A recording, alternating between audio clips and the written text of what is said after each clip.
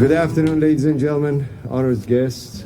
My name is Fuzan Golshani, and I'm Dean of the College of Engineering here at Cal State Long Beach. And it is my pleasure to welcome each and every one of you on behalf of the faculty, staff, and students of College of Engineering. It's a really great day, and I'm so pleased to celebrate this with wonderful, distinguished guests. You may ask, what is heavy engineering or heavy civil? Great question. Well, it is an industry of skillful, highly skilled practitioners who build highways, railway corridors, bridges, dams, ports, and airports. And in contrast to commercial and residential construction that goes up vertically, this is mostly horizontal, so that's how you can recognize it. And plus, the machinery they use, they're much bigger toys and much more interesting to play with. So anyway, we are very pleased to have been chosen to have this chair placed in the College of Engineering at Cal State Long Beach, and we are grateful to the Beavers for selecting us. Several members of the Beavers Trust are here today, as well as a number of major contributors who made this possible. And we are pleased to have our provost, Dr. David Dowell, with us. David is widely recognized as the person who really propelled this university towards a path of student success and achieved a lot of great things, both as vice provost until July 2013, and now as interim provost in charge of all of the academic affairs. Please join me in welcoming David Dowell, who will say a few words on behalf of the university.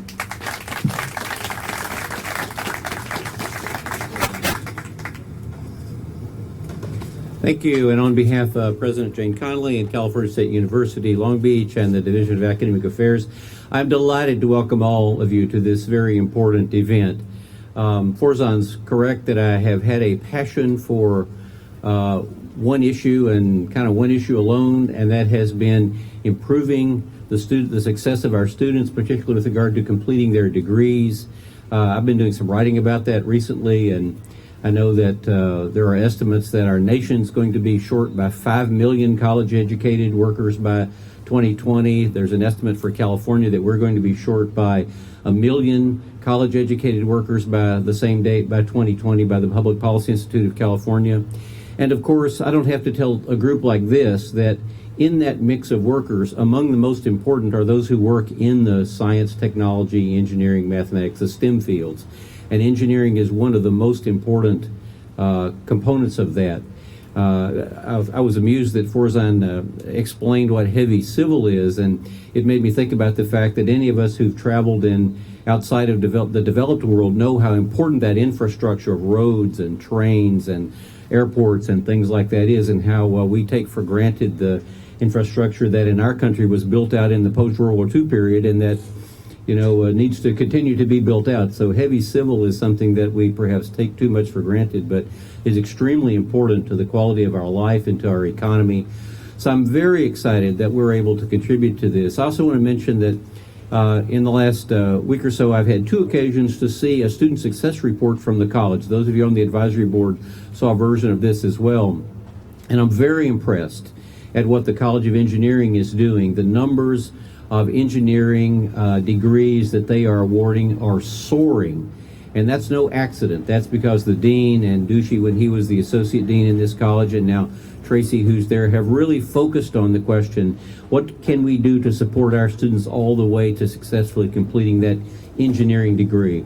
That's a high-value degree that will help drive our economy in the future, and we and our children and our grandchildren will benefit from what that does for the economy in our region.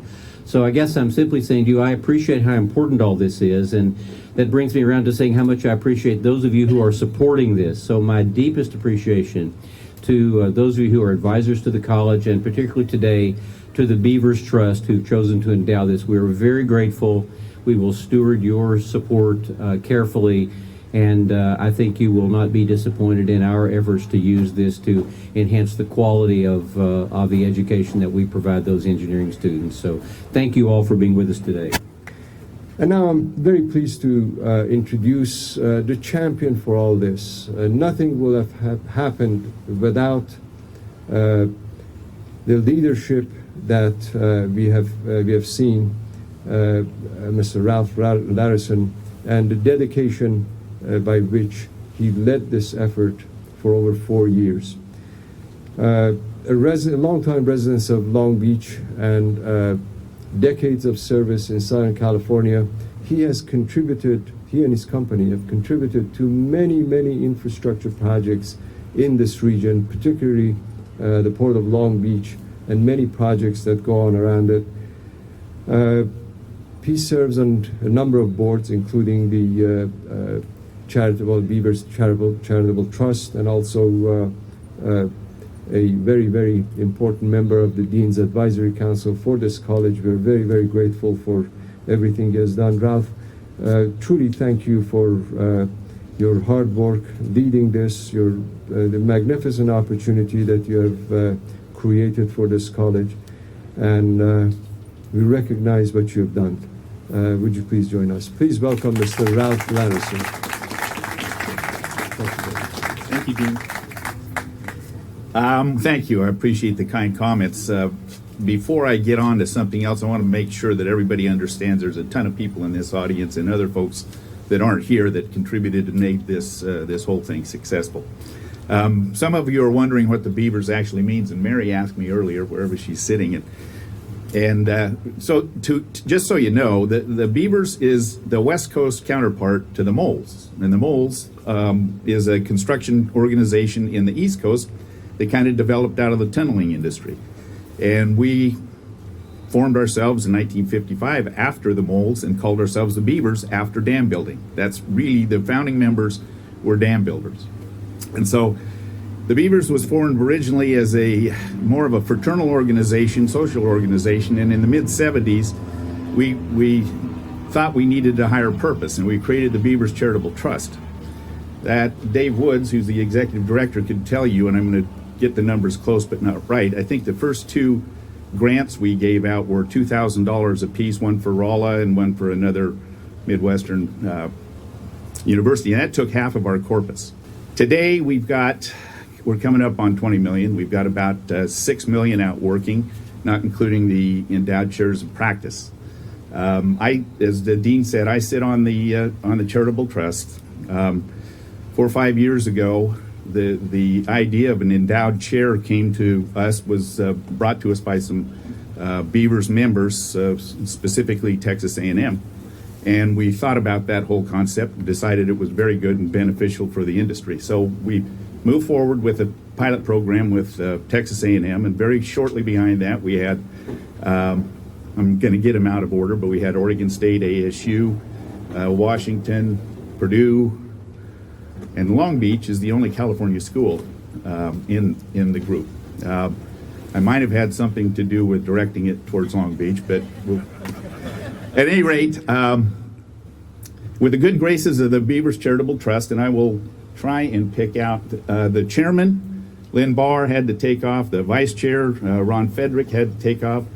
But we do have Tom Drager sitting in the back, Sam Baker, and Wilfred Clyde sitting up here in front is the current Beavers president and serves as an ex officio on the Charitable Trust.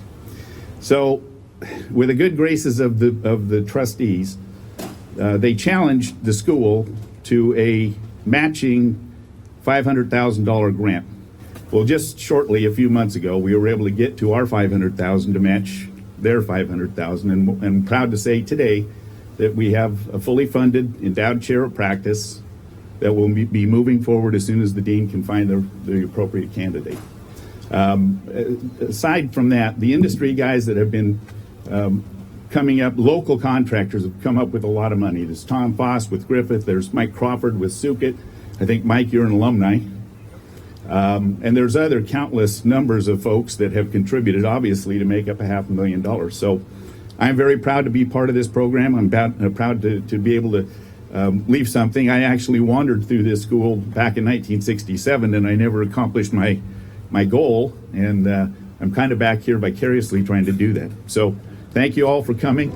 Thank you.